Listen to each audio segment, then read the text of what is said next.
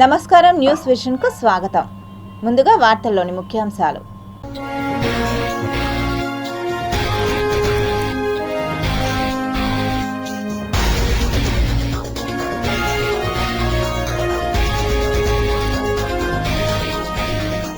దడ పుట్టిస్తున్న bleeding I virus, పెరుగుతున్న మృతుల సంఖ్య. మహాకుంభమేళాకు 5,000 కోట్ల రూపాయలు, 13,000 స్పెషల్ ట్రైన్లు. తిరుపతిలోని హోటల్కు మరోసారి బాంబు బెదిరింపు, అప్రమత్తమైన పోలీసులు. తిరుమలలో సాధారణంగా భక్తుల సంఖ్య, ఖాళీగా క్యూ లైన్లు, శ్రీవారి దర్శనానికి డైరెక్ట్ లైన్. ప్రజా సమస్యల పరిష్కార వేదికకు పోటెత్తిన వినతులు వెంటనే పరిష్కరించాలని అధికారులను ఆదేశించిన ఉన్నతాధికారులు.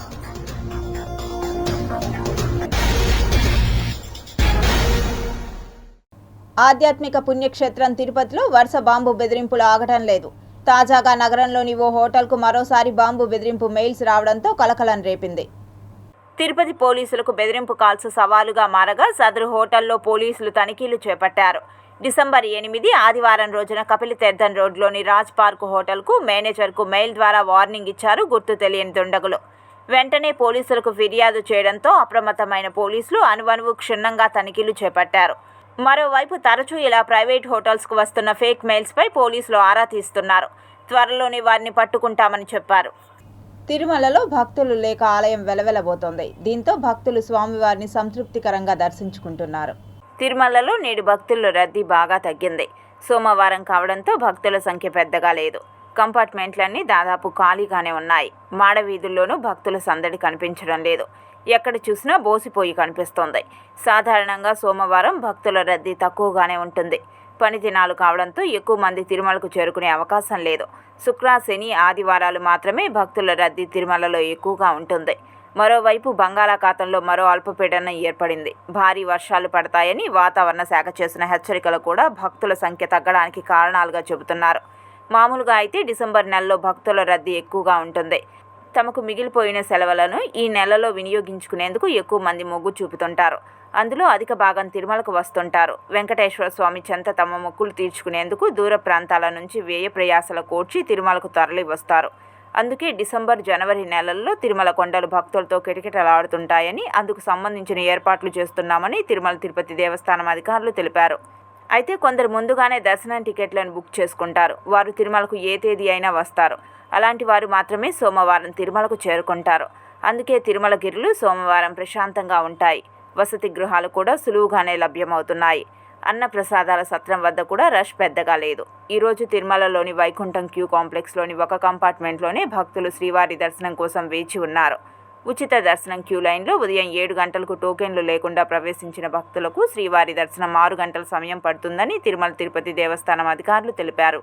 టైమ్ స్లాట్ దర్శనం భక్తులకు శ్రీవారి దర్శనం గంట సమయంలో పూర్తవుతుంది. 300 రూపాయల ప్రత్యేక దర్శనం టికెట్లను కొనుగోలు చేసిన భక్తులకు గంట నుంచి 2 గంటల్లో దర్శనం పూర్తవుతుందని అధికారులు వెల్లడించారు. నిన్న తిరుమల శ్రీవారిని 73,107 మంది భక్తులు దర్శించుకున్నారు. వీరిలో 22,721 మంది భక్తులు తమ తలనీలాలను సమర్పించి మొక్కులు చెల్లించుకున్నారు. తిరుమల శ్రీవారి హుండీ ఆదాయం 3.58 కోట్ల రూపాయలు వచ్చిందని అధికారులు తెలిపారు. రాష్ట్ర వ్యాప్తంగా సామాజిక పింఛన్లు తీసుకునే లబ్ధిదారుల సంఖ్యను కుదించడానికి ప్రభుత్వం కసరత్తు ప్రారంభించింది. పైలట్ ప్రాజెక్టుగా జిల్లాకు ఒక సచివాలయాన్ని ఎంపిక చేశారు. పైలట్ ప్రాజెక్టులో వచ్చే ఫీడ్బ్యాక్ను బట్టి రాష్ట్ర వ్యాప్తంగా ఉన్న 15,004 గ్రామ, వార్డు సచివాలయాల్లో త్వరలో ఇదే విధమైన తనిఖీలు చేపట్టనున్నారు.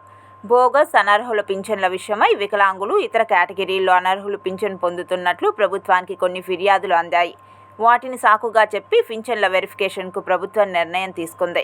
పింఛన్ల తనిఖీలకు సంబంధించి షెడ్యూల్, విధి విధానాలను SERP chief executive officer G. Veerapandian ఉత్తర్వులు జారీ చేశారు.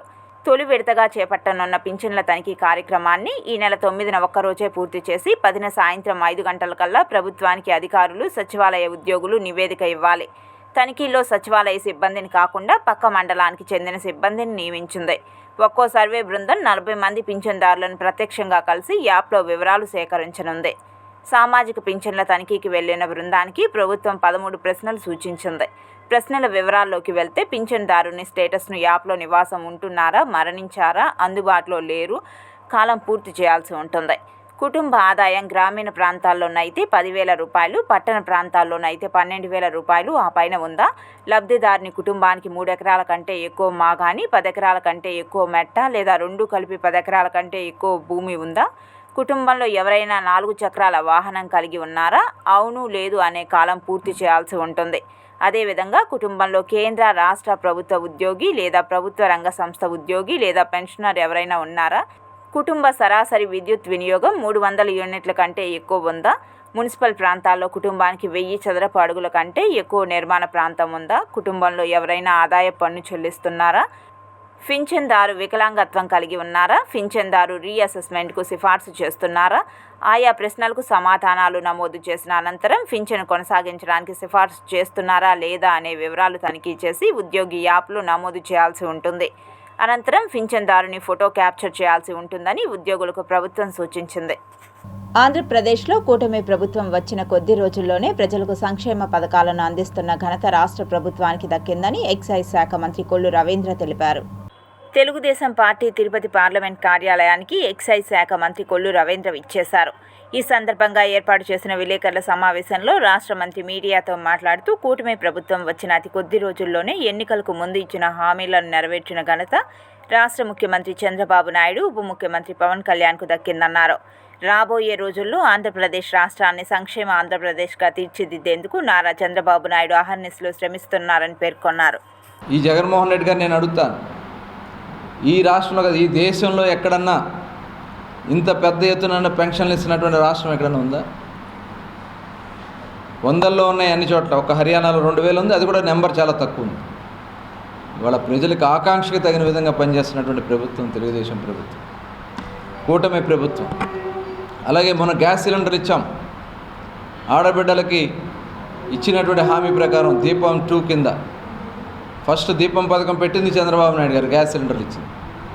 దీపం 2 కింద ఇవాళ మొత్తం ఎంతమంది ఉంటే అంతమందికి అర్హులందరికీ కూడా ఇవ్వడానికి ఇవాళ కార్యాచరణ చేసుకుని ముందుకెళ్తా ఉన్నాం. ఇవాళ ఏదైతే ఆస్తులు కూడా కొట్టేయాలని ప్రయత్నం చేసినటువంటి చట్టాలని కూడా ఇవాళ రద్దు చేసి ముందుకెళ్తా ఉన్నాం. మెగా డిఎస్సి 16,400 పోస్టులు తీయడానికి ఆల్రెడీ బేస్ తయారు చేయడం జరిగింది. త్వరలోనే అవన్నీ కూడా కంప్లీట్ చేయడం కూడా జరుగుతుంది. ఇవాళ పెద్ద ఎత్తున గుంతలమయం చేసినటువంటి ఈ రాష్ట్రంలో రోడ్లన్నిటికీ కూడా గుంతలు పూడ్చే కార్యక్రమాన్ని స్టార్ట్ చేశాం. తిరుమల తిరుపతి దేవస్థానం ఆధ్వర్యంలో నిర్వహిస్తున్న శ్రవణం ప్రాజెక్టును టీటీడీ చైర్మన్ బిఆర్ నాయుడు సందర్శించి అక్కడున్న సమస్యలను అడిగి తెలుసుకున్నారు. చైర్మన్తో పాటు పాలక మండలి సభ్యులు భానుప్రకాష్ రెడ్డి, జేఈఓ గౌతమి తదితర అధికారులు పాల్గొన్నారు. డమాండ్ ఆఫ్ ఏదైతే ఉందో స్కూలు కొన్ని విషయాలు మా దృష్టికి వచ్చినాయి. ఈ భానుప్రకాష్ రెడ్డి గారు కూడా తీసుకొచ్చారు నా దృష్టికి. ఒకసారి చూద్దామని వచ్చాము. కొన్ని చిన్న చిన్న సమస్యలు ఉన్నాయి, త్వరలోనే మేము పరిష్కారం చేస్తాం. ఎలాంటి ఇబ్బందులు లేవు.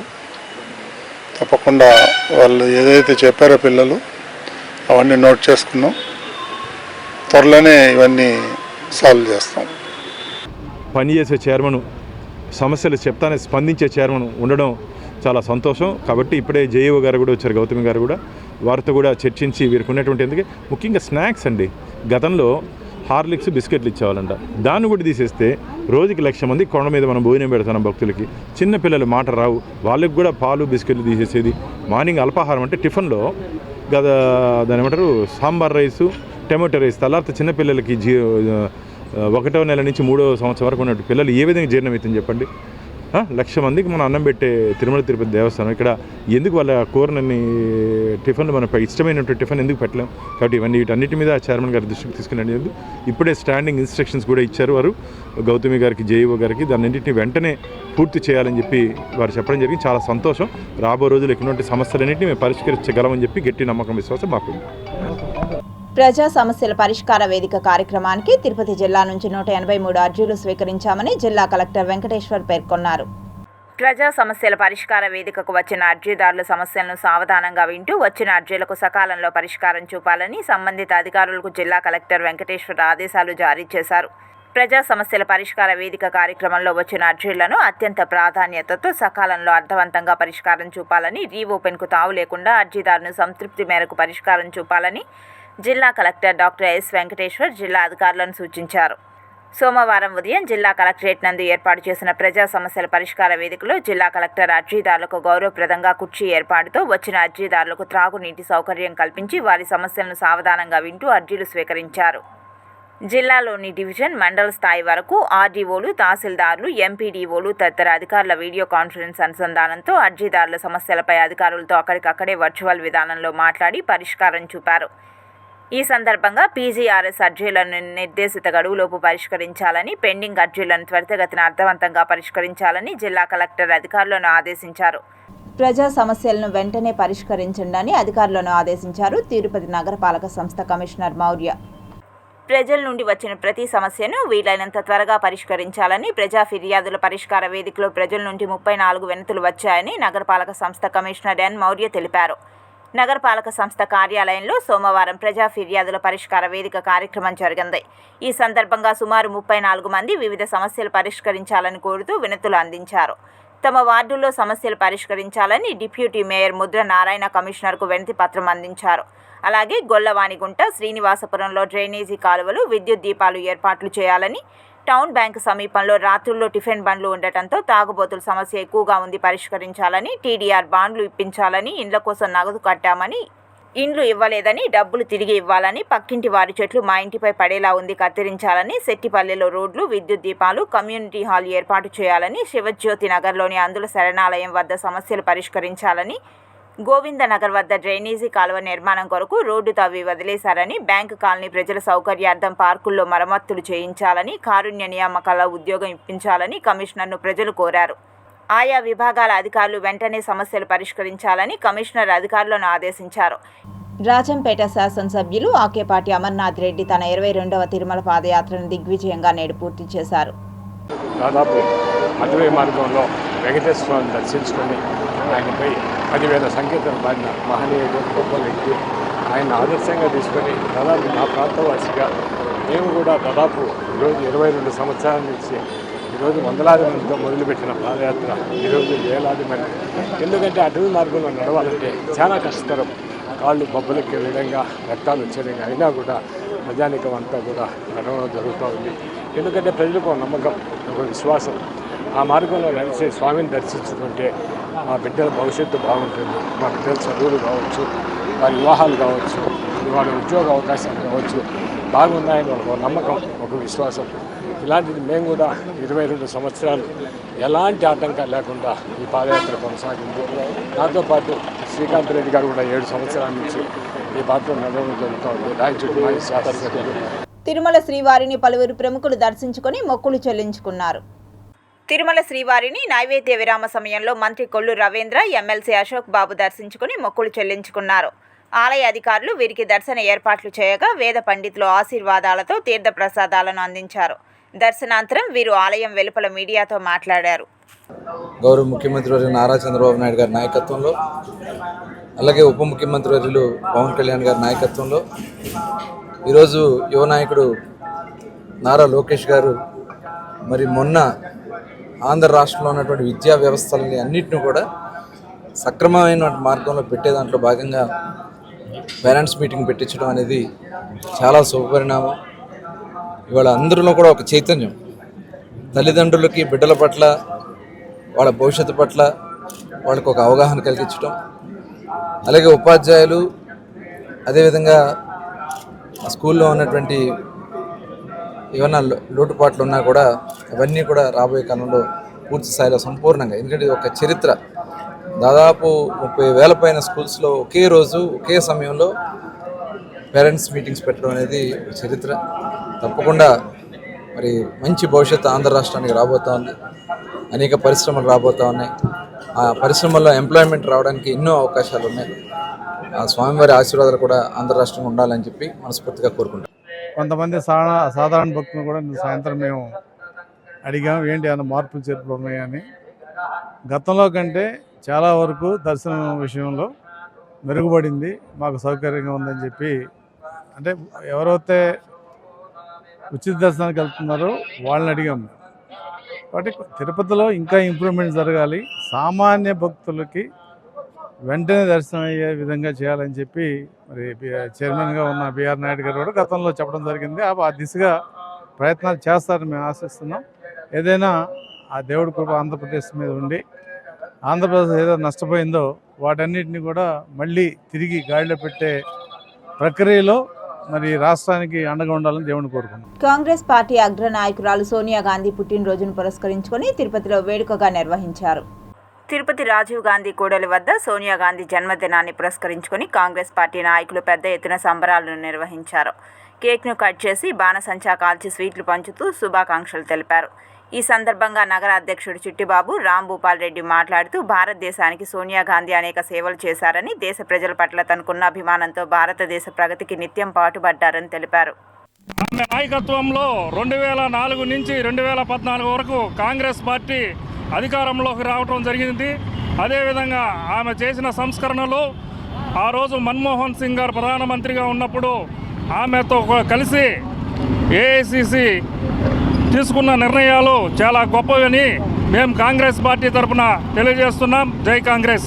గతంలో ఆమె యూపీఏ చైర్మన్గా ఉన్నప్పుడు దేశానికి ఉపయోగపడే పలు సంస్కరణలు తీసుకొని వచ్చిన గొప్ప సంస్కరణవాది, మానవతావాది, ఎన్నో విప్లవాత్మకమైన చట్టాలను తీసుకొని వచ్చిన దార్శనికురాలు సోనియా గాంధీ గారి జన్మదినం సందర్భంగా ఆమె వేడుకలను జరుపుకుంటూ ఆమె నాయకత్వంలో కాంగ్రెస్ పార్టీ మరొక్కసారి తిరిగి అధికారంలోకి వస్తుందని ఈ సందర్భంగా తెలియజేస్తుంది.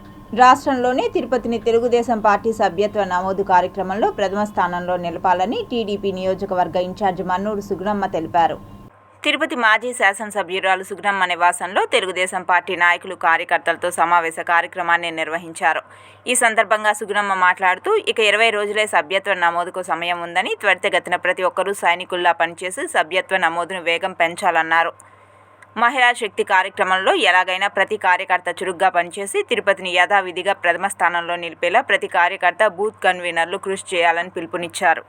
మరి ఆలోచన చేసి మీకు తగువైన సహాయం అందించి తప్పకుండా మీకు మీ సభ్యత్వ నమోదులో మేము కూడా తోడ్పడతామని మనవి చేస్తూ మరొకసారి మీకు అందరూ కూడా ఇప్పుడు unit presidents, ward presidents, unit incharges కూడా ఇక్కడ ఉన్నారు. మీరందరూ కూడా ఆలోచన చేసి ఒక మంచి నిర్ణయం తీసుకోవాలని కోరుకుంటూ అందరికీ ధన్యవాదాలతో సెలవు తీసుకుంటున్నాను. అదేవిధంగా ప్రజలకే అండదండలుగా ఉండి మనమందరం కూడా ఒక కార్యకర్తలుగా, ఒక సైనికులుగా పనిచేసి ఈరోజు నారా చంద్రబాబు నాయుడు గారిని సీఎం చేసుకొని ఈరోజు మన party ముందుకెళ్తాను.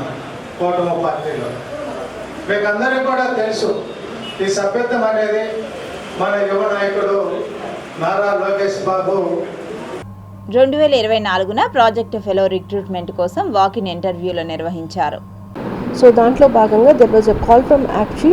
So there were several proposals submitted by group of institutions. అందులో ఈ ప్రపోజల్ సెలెక్ట్ అవ్వడం జరిగింది. వీఆర్ థ్యాంక్ఫుల్ ఫర్ ద యాక్చువీ and the state government for giving us some initiating grant to that the institutions should come together and do this project. So this is the first of its kind. Then ఈ ప్రాజెక్ట్లో ఈరోజు project fellow recruitment కోసం announcement ఇవ్వడం జరిగింది. The interested candidates can submit their application, or there is also a walk-in interview announced. The interested candidates can come with their biodata and all the certificates, where the interviews can take place at 3 p.m. in Dean's Office, School of Sciences, Sri Padmavati Mahila Viswavidyalaya. రాష్ట్రంలో ఇటు జిల్లాలో కూటమి ప్రభుత్వం municipal, panchayat కార్మికుల పట్ల నిరంకుశ ధోరణిగా వ్యవహరిస్తుందని AITUC జిల్లా ప్రధాన కార్యదర్శి రాధాకృష్ణ మండిపడ్డారు. తిరుపతి జిల్లా కలెక్టర్ కార్యాలయం వద్ద ఏఐటీయూసీ ఆధ్వర్యంలో మున్సిపల్ పంచాయతీలో పనిచేస్తున్న కార్మికులతో పెద్ద ఎత్తున ధర్నా కార్యక్రమాన్ని నిర్వహించారు. ఈ ధర్నా కార్యక్రమానికి ముఖ్య అతిథిగా ఏఐటీయూసీ జిల్లా అధ్యక్ష ప్రధాన కార్యదర్శులు చంద్రశేఖర్ రెడ్డి, కె రాధాకృష్ణలు హాజరై ప్రసంగించారు.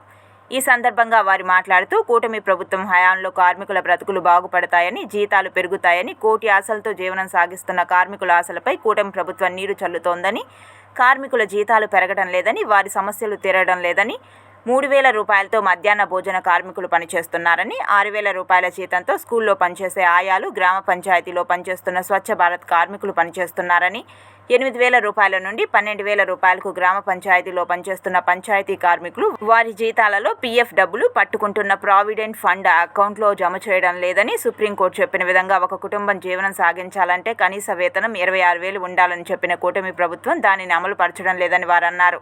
ఈ కార్యక్రమంలో ఏఐటీయూసీ జిల్లా office bearers YS Mani, ND Ravi, CH Shivakumar, AITUC నాయకులు, గ్రామ పంచాయతీ వర్కర్స్ యూనియన్ నాయకులు, మున్సిపల్ వర్కర్స్ యూనియన్ నాయకులు తదితరులు పాల్గొన్నారు. అంటే పంచాయతీలో పనిచేసేటువంటి కార్మికుల సమస్యల్ని గత ప్రభుత్వం పట్టించుకోలేదు. ఇప్పుడు వచ్చేటువంటి కూటమి ప్రభుత్వం కూడా ఏమాత్రం పట్టించుకోలేదు. మాటలకే పరిమితం అవుతున్నా కానీ సమస్యలు మాత్రం పేరకపోతున్నాయి. ఏడు కూడా చెప్తున్నాం, పంచాయతీ కార్మికుల సమస్యలు వెంటనే పరిష్కారం చేయాలా. అదేవిధంగా మున్సిపాలిటీలో కరోనా కష్టకాలంలో 25 మంది కరోనాలో కాళాశ్రీ మున్సిపాలిటీలో పనిచేస్తే వాళ్ళని రోజువారీ కూలీలుగా పెట్టుకొని 5 ఏళ్ళుగా జీతాలు చెల్లించిన చట్టం ప్రకారం వాళ్ళు కూడా అవకాశం చేర్చాల. పంచాయతీ కార్మికుల దగ్గర వారి జీతాల్లో పట్టుకుంటున్నటువంటి ఈఎస్ఐ పిఎఫ్ డబ్బులు ఎవరు మింగేస్తున్నారు, ఎవరు తినేస్తున్నారు, వాళ్ళని అడగాల్సినటువంటి డిఎల్పిఓ కానీ, పంచాయతీ సెక్రటరీ కానీ, డిపిఓ గారు కానీ ఏం చేస్తున్నారు అని చెప్పని ఈరోజు ప్రశ్నిస్తూ ఈరోజు తిరుపతి జిల్లా కలెక్టర్ కార్యాలయం వద్ద ధర్నా చేస్తా ఉన్నాం. మానవ హక్కుల పరిరక్షణ కోసం భారత సమసమాజాభివృద్ధి సంస్థ రాష్ట్ర అధ్యక్షుడు డాక్టర్ తలారి కృష్ణమూర్తి తెలిపారు. చిత్తూరు ప్రెస్ క్లబ్లో సోమవారం జరిగిన విలేకరుల సమావేశంలో ఆయన మాట్లాడారు. ఈ నెల 10న ప్రపంచ మానవ హక్కుల దినోత్సవం సందర్భంగా జిల్లా వ్యాప్తంగా అవగాహన సదస్సులను నిర్వహిస్తున్నట్లు పేర్కొన్నారు. ఈ సమావేశంలో నాయకులు మునిస్వామి, ధనంజయరావు, బాబు, రాజ్ కుమార్, విజయభాస్కర్ తదితరులు పాల్గొన్నారు. మా సంస్థ గ్రామ స్థాయి నుండి జిల్లా స్థాయి నుండి రాష్ట్ర స్థాయిల వరకు అన్ని వర్గాల ప్రజలకి ఈక్వల్ జస్టిస్ ఫర్ ఆల్ అన్నట్లుగా అభివృద్ధి పదంలో ముందుకు తీసుకెళ్ళడానికి ఇట్లా ప్రభుత్వంతోనూ, ప్రజలతోనూ, అధికారులతోనూ అందరినీ సమన్వయం చేసుకొని అభివృద్ధి పదంలో ముందుకు తీసుకెళ్ళడానికి ఈ కార్యక్రమం ప్రారంభించాం. భలే పండుగలు భలే భలే బహుమతుల పేరుతో తిరుపతి శుభమస్తు షాపింగ్ మాల్లో లక్కీ డ్రా నిర్వహించడం శుభ పరిణామం అని డాక్టర్ సుధారాణి తెలిపారు. క్రిస్మస్, నూతన సంవత్సర మరియు సంక్రాంతి పర్వదినాలను పురస్కరించుకుని తిరుపతి వివి మహల్ రోడ్లోని శుభమస్తు షాపింగ్ మాల్లో లక్కీ డ్రాను నిర్వహిస్తున్నారు. ఈ కార్యక్రమానికి ముఖ్య అతిథిగా ప్రముఖ కంటి వైద్య నిపుణులు డాక్టర్ సుధారాణి విచ్చేసి లక్కీ డ్రాను ప్రారంభించారు. అంతకుముందు షాపింగ్ మాల్కు విచ్చేసిన ఆమెకు షాపింగ్ మాల్ మేనేజర్ ఉమాశంకర్ పుష్పగుచ్చం అందజేసి శాలువతో సత్కరించారు. ఈ సందర్భంగా సుధారాణి మీడియాతో మాట్లాడుతూ పేద, బడుగు, బలహీన వర్గాలకు అతి తక్కువ ధరకే నాణ్యమైన వస్త్రాలు అందిస్తున్న షోరూం శుభమస్తు షాపింగ్ మాల్ అని అన్నారు. ఎటువంటి లాభాపేక్ష లేకుండా అతి తక్కువ ధరలకే షాపింగ్ మాల్ వారు వస్త్రాలను తిరుపతి నగరవాసులకు అందుబాటులోకి తీసుకువచ్చారని, వచ్చిన లాభాలలో కొద్ది శాతం కస్టమర్లకు ఉపయోగపడే రీతిలో లక్కీ డ్రా నిర్వహించడం శుభ పరిణామమని హర్షం వ్యక్తం చేశారు. And end of the draw వచ్చి 2 పెద్ద కార్లు కూడా బహుమతులుగా ఇస్తున్నారు. ఇవన్నీ కూడా ఒక మంచి సాంప్రదాయం సార్. సో ఎస్పెషలీ నేను వింటుండేది ఏమంటే శుభమస్తు గురించి ఒక మిడిల్ క్లాస్ వాళ్ళకి చాలా ఉపయోగకరంగా ఉంది. రీజనబుల్ రేట్స్తో, సో ఎక్కువ మంది కూడా వాళ్ళ అఫోర్డబుల్ ప్రైజెస్తో ఉండడం. రెండోది ఇక్కడ ఉండే స్టాఫ్ చాలా రెస్పాన్సిబుల్గా ఫీల్ అయ్యి వాళ్ళు చూపించే హాస్పిటాలిటీ కూడా చాలా మంచి మార్క్స్ వస్తున్నాయి. So I wish them all the best. ప్రతి సంవత్సరం ఇలాగే మీరు మరిన్ని బహుమతులు అందరికీ ఇవ్వాలని కోరుకుంటున్నాను. 40 రోజులు 40 ఎలక్ట్రికల్ బైకులు, 2 పెద్ద పండుగలు, 2 పెద్ద కార్లు అనే స్కీమ్తో మీ ముందుకు రావడం జరిగింది. ఈ స్కీమ్లో భాగంగా 6వ తారీఖు నుంచి డిసెంబర్ 6వ తారీఖు నుంచి జనవరి 15వ తారీఖు వరకు రోజుకు ఒక ఎలక్ట్రికల్ డ్రా తీయడం జరుగుతుంది. ఆ ఎలక్ట్రికల్ డ్రాలో భాగంగా ఈరోజు 3వ డ్రా తీయడం జరిగింది. 3వ డ్రాలో లోకేశ్వరి అనే తిరుపతి వాస్తవ్యులకు ఈరోజు ఎలక్ట్రికల్ బైకు కూపన్ నంబర్ 4780 నంబర్కి తగలడం జరిగింది.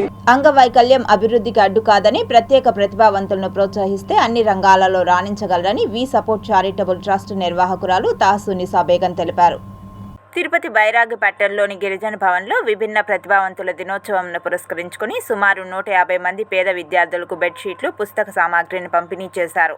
ఈ సందర్భంగా ఆమె మాట్లాడుతూ మారుతున్న సాంకేతిక కాలానికి అనుగుణంగా విభిన్న ప్రతిభావంతులను విద్యలో ప్రోత్సహిస్తే ఉన్నత స్థాయిలో రాణించేందుకు అవకాశం ఉంటుందని, ఇటువంటి వారిని ప్రతి ఒక్కరూ ప్రోత్సహిస్తే సమాజంలో భావి భారత పౌరులుగా ఎదిగేందుకు అవకాశాలు మెండుగా ఉన్నాయని అన్నారు. విద్యార్థులలో దాగి ఉన్న నైపుణ్యాలను వెలికితీసి సమాజానికి పరిచయం చేస్తే ఆత్మస్థైర్యంతో ముందుకు వెళ్లగలరని పేర్కొన్నారు. అంగవైకల్యం శాపం కాదని తెలియజేస్తూ ఎంతో మంది ప్రత్యేక ప్రతిభావంతులు ప్రస్తుతం ఉన్నత స్థాయి అధికారులుగా చురుగ్గా పనిచేస్తున్నారని అన్నారు. పేద దివ్యాంగులకి ఒక 150 మందికి బెడ్షీట్లు కావాలి అనేసి అడిగారు. సో ఆ సందర్భంగా ఈరోజు మా స్నేహితులంతా సుజాత మరి ఇంకా సుజాతకు సంబంధించిన ఫ్రెండ్స్ అందరం కలిసి ఇక్కడ వీ సపోర్ట్ చారిటబుల్ ట్రస్ట్ తరపు నుండి మేము ఈరోజు బెడ్షీట్స్ ఇవ్వడం జరిగింది. సో ఇలాంటి కార్యక్రమాలు ఎక్కడైతే పూర్ అండ్ నీడీ ఉన్నారో, సో ఎక్కడైతే అవసరం ఉందో వీ సపోర్ట్ చారిటబుల్ ట్రస్ట్ పేద విద్యార్థుల కోసము, దివ్యాంగుల కోసము అనునిత్యము సమాజంలో ఎక్కడ ఏం అవసరం ఉందో దానికోసం అనునిత్యం వర్క్ చేస్తూనే ఉంది. మా దివ్యాంగుల కుటుంబాలన్నీ ఐక్యతగా కలిగి ఈరోజు తిరుపతిలో మా సమస్యలన్నీ పరిష్కరించుకునే విధంగా అధికారం మొదలు ఈ ప్రోగ్రామ్ సెలెక్ట్ చేసుకున్నాము. కాబట్టి దీనికి అంతా సహకరించిన వారికి పేరు పేరున లీడర్లకు, సహకరించిన వై సపోర్ట్ మేడం గారికి, సహకరించిన డాక్టర్ల గారికి, సహకరించిన డిఎం గారికి ప్రత్యేక అందరికీ ధన్యవాదాలు తెలియపరచుకుంటూ తిరుమల తిరుపతి దేవస్థానం హిందూ ధర్మ ప్రచార పరిషత్ ఆధ్వర్యంలో వాల్మీకి రామాయణం కిష్కింధకాండ ప్రవచనాలను అన్నమాచార్య కళామందిరంలో నిర్వహించడం జరిగిందని ప్రవచనకర్త రమేష్ బాబు అన్నారు. ఈరోజు తిరుమల తిరుపతి దేవస్థానం హిందూ ధర్మ ప్రచార పరిషత్ వారి ఆధ్వర్యంలో స్థానిక అన్నమాచార్య కళామందిరంలో వాల్మీకి రామాయణంలోని కిష్కింధకాండను ప్రవచన రూపంలో అందించడం జరుగుతుంది. కిష్కింధకాండ యొక్క మహత్యాన్ని, సుగ్రీవుడు శ్రీరామచంద్రుడితో చేసినటువంటి మైత్రి ధర్మాన్ని, హనుమంతుని యొక్క దర్శనాన్ని, ఈ కాండలో ఉన్న విశిష్టతను భక్తులకు ప్రవచన రూపంలో అందించడం జరుగుతుంది. భక్తులందరూ దీన్ని ఉపయోగించుకుని స్వామివారి అనుగ్రహానికి పాత్రులు కాగలరని కోరుకుంటున్నాం. వీధి కుక్కలు పెట్టేగిపోతున్నాయి. ఊరు, వాడ, పల్లె, పట్నం అని తేడా లేకుండా వీధిలోకి వస్తే చాలు అవే దర్శనమిస్తున్నాయి. ఎప్పుడు ఎవరిపై దాడి చేస్తాయో అని కుక్కలు కనిపిస్తేనే హడలిపోతున్నారు. ఇది బండి పైన స్పీడ్గా వెళ్తూ ఉంటే, ఏ రోడ్డు పైన కానీ స్పీడ్గా వెళ్తూ ఉంటే ఆ స్పీడ్కి తగ్గట్టుగా అదే కుక్క వచ్చి పిక్కలు పట్టుకుండేస్తూ ఉంది, కాళ్ళు గరిచేస్తూ ఉన్నాయి.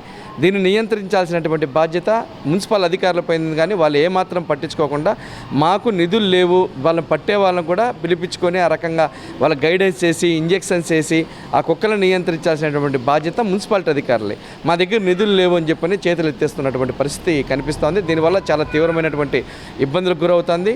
నడి రోడ్డు పైన స్కూల్స్ దగ్గరికి వెళ్ళినప్పుడు కుక్కలు పిల్లవాళ్ళని కరుస్తున్నాయి. ఆడవాళ్ళు ఏదైనా సరుకుల కోసం, ఇతర సామాగ్రి అవసరాల కోసం, ఇంటి అవసరాల కోసం బయటికి వెళ్ళినప్పుడు నైటీలతో పాటు కుక్కలు కరుస్తున్నటువంటి పరిస్థితి ఉంది. అదేవిధంగా బండ్లు స్పీడ్గా వస్తే దాన్ని వెంటబడి పరిగెడతా ఉన్నాయి. ఇట్లా అనేక రకాలైనటువంటి ఇబ్బందులు పడుతూ ఉన్నాయి. దానికి టీకాలు కూడా వేయించాల్సినటువంటి అవసరం ఉంది. టీకాలు వేస్తూ ఉన్నారు, ఎక్కడ వదలాలో దిక్కు తెలియట్లేదు. ఎక్కడైతే పట్టుకొని పోతున్నారో టీకాలు వదిలేసి అక్కడే నెట్టేస్తున్నటువంటి పరిస్థితి కనిపిస్తూ ఉంది. కాబట్టి దీనిపైన మున్సిపాలిటీ అధికారులు చర్యలు తీసుకొని ఈ కుక్కలన్నిటికీ, దీంట్లో పిచ్చి కుక్కలు కానీ, మంచి కుక్కలు కానీ, లేకపోతే ఇతరకు సంబంధించినటువంటి కుక్కలు కానీ ఉన్నాయి, వాటిని అన్నింటినీ కూడా టీకాలు వేయించి బయట ప్రాంతంలో వదలడానికి కావాల్సినటువంటి ప్రయత్నాన్ని చేయాల్సినటువంటి అవసరం ఉందని చెప్పి నేను భావిస్తూ ఉన్నా. ఏదైనా ఒక చిన్న కుక్క, ఏదైనా వీధి కుక్క, ఏదైనా ఒక ఎవరిని చిన్న పిల్లవాడినో లేకపోతే మహిళనో లేకపోతే ఎవరినైనా ఒకరిని కరిస్తే ఆ తర్వాత దానికి ఇంజెక్షన్ వేసుకొని దానికి రియాక్షన్ ఇచ్చిన సందర్భాలు చాలా ఉన్నాయి. కాబట్టి బండ్లలో పోతుంటే మరి ఇప్పుడు మామూలుగా నడిచిపోయే వ్యక్తిని నిలుచుకున్నటువంటి వాళ్ళని కొరికేది వేరు. బండ్లలో పోతుంటే వెంటబడి పొద్దు మనుషుల్ని బండ్లు తరిమి కరిచిన సందర్భాలు చాలా కోకొల్లలుగా ఉన్నాయి. కాబట్టి తక్షణం మున్సిపల్ అధికారులు వీధి కుక్కల సంబంధం నియంత్రించడంలో చర్యలు తీసుకోవాలని చెప్పి కోరుతాను. శ్రీకాళహస్తిలోని ఏడు గంగమ్మ జాతర భక్తి తత్వంతో నిర్వహించుకోవాలని, ఎక్కడైనా మద్యం సేవించి రచ్చలు, అల్లర్లు సృష్టించడం, ఈవ్ టేజింగ్ చేయడం వంటి చర్యలకు పాల్పడితే కఠిన చర్యలు తీసుకుంటామని శ్రీకాళహస్తి డీఎస్పీ ఎన్వీఎస్ మూర్తి హెచ్చరించారు. ఏడు గంగల జాతరకు 300 మంది పోలీసులతో పటిష్టమైన బందోబస్తు ఏర్పాటు చేస్తున్నామని, కమిటీలు, ప్రజలు, పోలీసులకు సహకరించి ప్రశాంత వాతావరణంలో గంగ జాతర నిర్వహించుకోవాలని కోరారు. ఎవరు కూడా పండుగ వాతావరణాన్ని ప్రశాంతంగా, శాంతియుతంగా చేసుకోవాలని మేము చెప్తున్నాం. ఎవరైనా తాగేసి ఏదైనా అల్లర్లకు పాల్పడితే మాత్రం ఖచ్చితంగా కఠినమైన చర్యలు తీసుకోవడం జరుగుతుంది. మనకు ఇటీవలే రాయచోట్ల చిన్న సంఘటన జరిగింది. అది కూడా మనకు ఒక అనుభవం. అది కూడా దృష్టిలో పెట్టుకొని ఎక్కడైనా కూడా మనకు ఊరేగింపు సమయంలో ఇతర కులాలను కానీ, ఇతర మతాలను కానీ అందరినీ కూడా గౌరవించవలసిన బాధ్యత మన మీద ఉంది. ఎక్కడైనా ప్రార్థనా స్థలాలు కానీ, ప్రార్థనా మందిరాలు కానీ మధ్యలో ఉంటే అక్కడ ఇతరులు ఇబ్బంది పెట్టకుండా ప్రశాంతంగా ప్రొసెషన్ చేసుకోవాలి. డీజేలు, సౌండ్ సిస్టమ్స్ ఎక్కడ కూడా పెట్టుకోకూడదు. అసభ్యకరమైన డ్యాన్సులు కానీ ఎక్కడ కూడా అలౌ చేయము. అక్రమ వసూళ్లకు పాల్పడుతున్నారనేసి నువ్వు ఇంత కట్టాలి, అంత కట్టాలి అని చెప్పేసి ఎవరిని కూడా మీరు బలవంతం చేయకూడదు. అక్రమ వసూళ్లకు పాల్పడకూడదు. ఇది చాలా తీవ్రమైన విషయంగా పరిగణిస్తాము.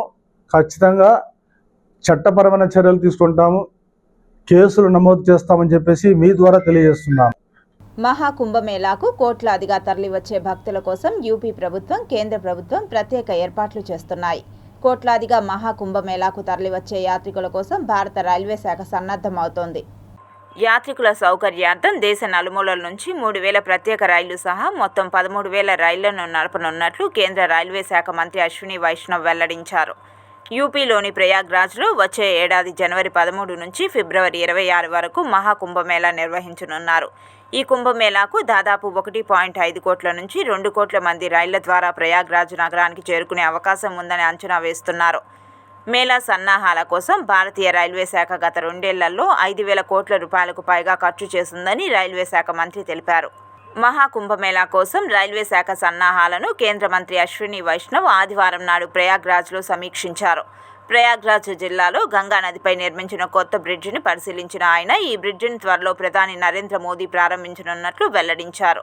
దాదాపు 100 ఏళ్ల తర్వాత ఇక్కడ గంగా నదిపై కొత్త బ్రిడ్జి నిర్మించినట్లు తెలిపారు.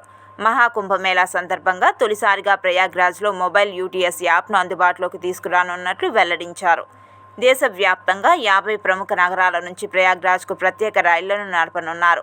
ప్రతిరోజు రైళ్ల ద్వారా 20 లక్షల మంది యాత్రికులు ప్రయాగ్రాజ్ చేరుకుంటారని అంచనా వేస్తున్నారు. 9 రైల్వే స్టేషన్ల ద్వారా యాత్రికుల రద్దీని క్రమబద్ధీకరించనున్నారు. ప్రతి రైల్వే స్టేషన్లో కంట్రోల్ రూమ్ ఏర్పాటు చేసి దీన్ని పర్యవేక్షించేందుకు ప్రయాగ్రాజ్లో మాస్టర్ కంట్రోల్ రూమ్ ఏర్పాటు చేయనున్నారు. ప్రపంచ దేశాలు బ్లీడింగ్ ఐ వైరస్ మహమ్మారికి గజగజ వణుకుతున్నాయి. ప్రస్తుతం ఆఫ్రికాను వేధిస్తున్న ఈ వైరస్ అక్కడి నైరుతి కాంగోలో తొలిసారి బయటపడింది.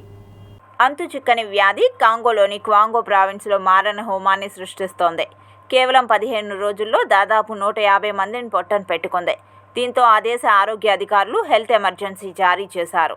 నవంబర్ 10 నుంచి నవంబర్ 25 మధ్య కాంగో ప్రావిన్స్లోని పాంజీ హెల్త్ జోన్లో ఈ మరణాలు సంభవించాయి.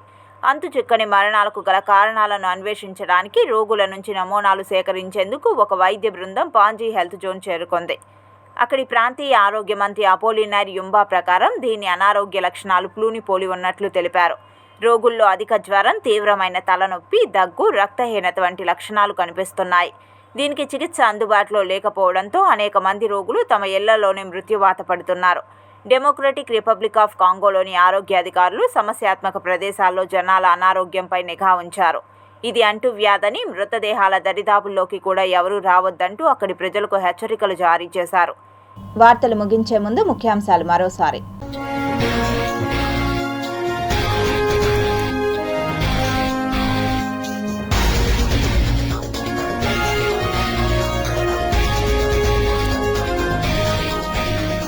దడ పుట్టిస్తున్న బ్లీడింగ్ ఐ వైరస్, పెరుగుతున్న మృతుల సంఖ్య. మహాకుంభమేళాకు 5,000 కోట్ల రూపాయలు, 13,000 స్పెషల్ ట్రైన్లు. తిరుపతిలోని హోటల్కు మరోసారి బాంబు బెదిరింపు, అప్రమత్తమైన పోలీసులు. తిరుమలలో సాధారణంగా భక్తుల సంఖ్య, ఖాళీగా క్యూ లైన్లు, శ్రీవారి దర్శనానికి డైరెక్ట్ లైన్. ప్రజా సమస్యల పరిష్కార వేదికకు పోటెత్తిన వినతులు వెంటనే పరిష్కరించాలని అధికారులను ఆదేశించిన ఉన్నతాధికారులు.